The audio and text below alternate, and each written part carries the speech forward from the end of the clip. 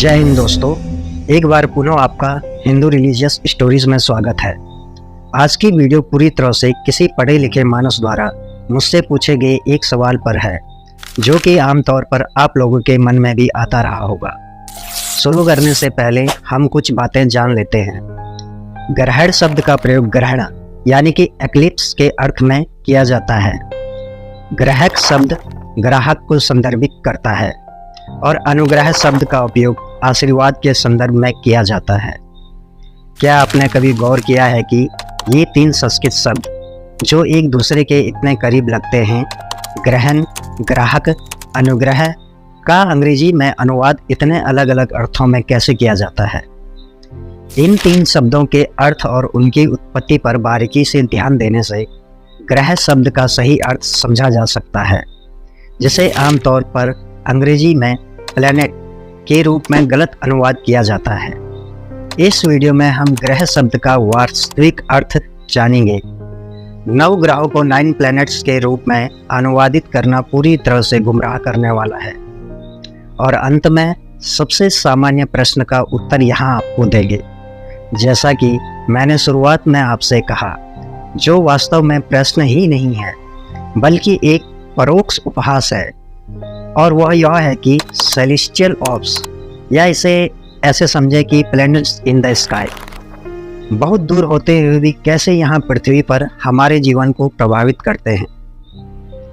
ध्यान दीजिए कि मैंने प्लैनेट्स और सेलेस्टियल बॉडी कहा है, क्योंकि क्वेश्चन ही यही पूछा जाता है। अंग्रेजी शब्द प्लैनेट्स का उपयोग केवल 1600 के दशक की शुरुआत में इसके वर्तमान अर्थ में किया गया है। इसकी उत्पत्ति लैटिन शब्द प्लैनेटा और ग्रीक प्लैनेट्स से हुई है।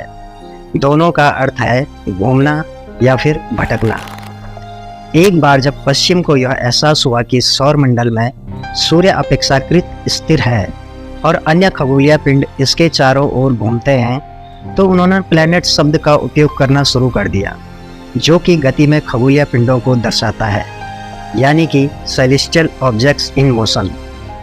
और निसंदेह उसके बाद यह बहस सदैव चलती रही कि सूर्य के चारों ओर गति कर रहे कौन से खगोलीय पिंड यानी कि सेलेस्टियल ऑब्जेक्ट प्लैनेट शब्द से जाने जाने योग्य हैं और कौन से नहीं।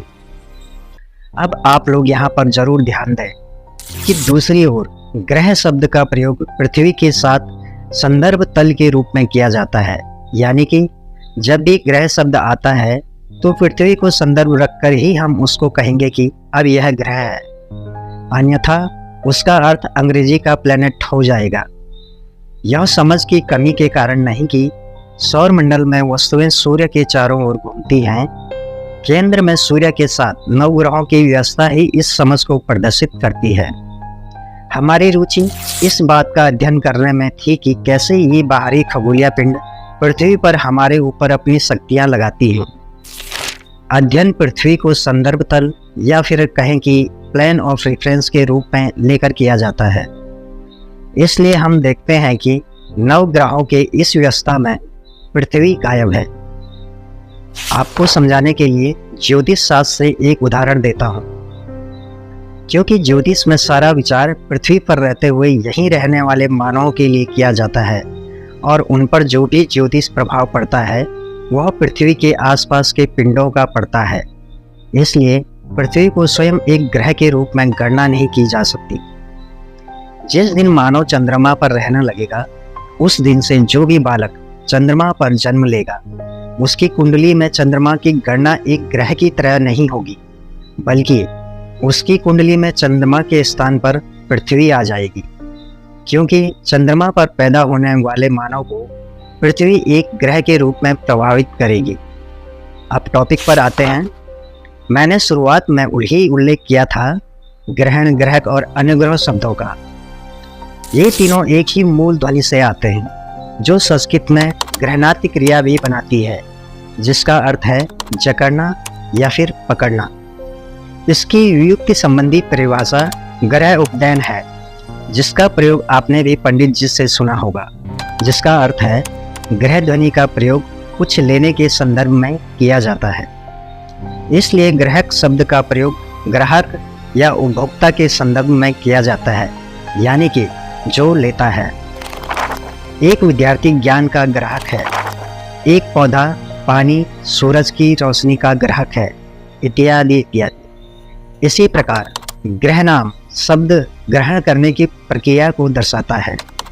इसका उपयोग हथियाने, जब्त करने और प्रभाव जमाने के संदर्भ में किया जाता है। भोजन ग्रहणम का अर्थ है भोजन ग्रहण करना। पाणि ग्रहणम विवाह में हाथ बटाना आदि।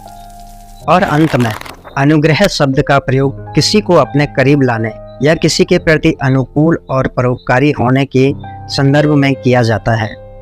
तो आप देखते हैं इन सभी शब्दों में सामान्य विषय मूल ध्वनि ग्रह से है, जिसका अर्थ है किसी चीज या किसी व्यक्ति को पकड़ना या उस पर प्रभाव डालना। इसी गहरी समझ के साथ नवग्रहों या 9 दिव्य प्रभावों की पहचान की गई।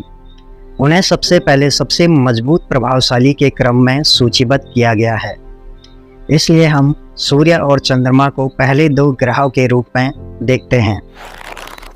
हो सकता है कि 9 ग्रहों की सूचीबद्ध करना पश्चिम द्वारा इस उधार ली गई बुद्धि की नकल करने की एक घटिया नकल थी। शायद यह महज संयोग था कि उन्होंने किसी तरह 9 तक गिनती गिनने की कोशिश की और फिर चूक गए, क्योंकि उन्हें प्लूटो को 2006 में बाहर करना पड़ा। फिर वो आए 8 प्लैनेट की कसौटी पर। हास्यास्पद भी लगता है। जो भी मामला हो, 9 ग्रहों और 9 प्लैनेट्स का गलत अनुवाद करना और फिर यह तर्क देना कि 9 ग्रहों की अवधारणा चिंता विज्ञान है, क्योंकि इसमें सूर्य, चंद्रमा और क्रांतिवृत्ति संबंधी या कहें कि एक्लिप्टिक फिनोमिना जैसी घटनाएं शामिल है। यह पूरी तरह से मूर्खतापूर्ण है। तो वैज्ञानिक सोच के स्वयंभू स्वामियों के सामान्य प्रश्न, क्या प्लैनेट पृथ्वी पर मानव जीवन को प्रभावित करते हैं? तो मैं उनसे यही कहूँगा कि इसका उत्तर के लिए आप उन लोगों से संपर्क करें जिन्होंने उन्हें प्लैनेट का नाम दिया। दूसरी ओर 9 ग्रहों का नाम वास्तव में हम पर उनके प्रभाव के कारण रखा गया है।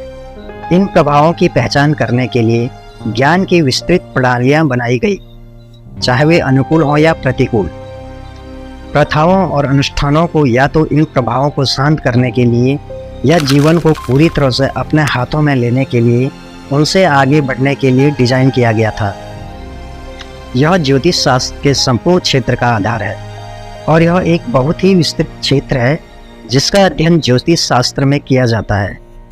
मुझे आशा है कि आपको यह वीडियो देखकर आनंद आया होगा और अब आपको नवग्रह शब्द की स्पष्ट समझ हो गई होगी। इसके अलावा सब्सक्राइब बटन और उसके बगल में बेल आइकन पर क्लिक जरूर करें ताकि आपको हमारे नवीनतम अपडेट के बारे में तुरंत सूचित किया जा सके। अगले वीडियो में मिलते हैं। नमस्कारम, जय हिंद, जय भारत।